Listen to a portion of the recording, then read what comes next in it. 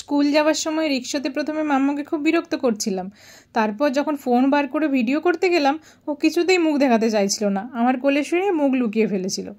তারপর অটো স্ট্যান্ডে গিয়ে দেখি আমি একা, 5 জন না হলে তো ছাড়বে না। তখন দেখি সুইটি আর শুভাঙ্গী পাস করছে।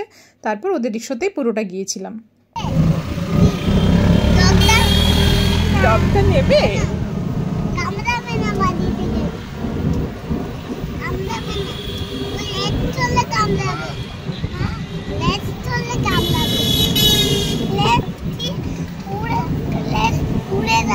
ল্যাজ বলতে নেই তো, কি বলতে হয়?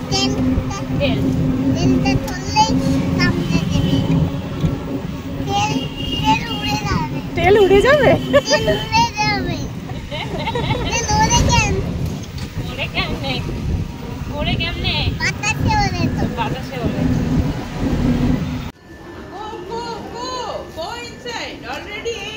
মামাম take your bottle, Mamam take your bottle. তারপর স্কুলের গলিটাই মাম্মাম আর শুভাঙ্গী হাত ধরে যাচ্ছিল, তখন কানিশা পেছন থেকে ডাকতে ডাকতে দৌড়ে দৌড়ে এসে ওদের সাথে যোগ দেয়। তারপর 3 জনে একসাথে ক্লাসে ঢুকছে।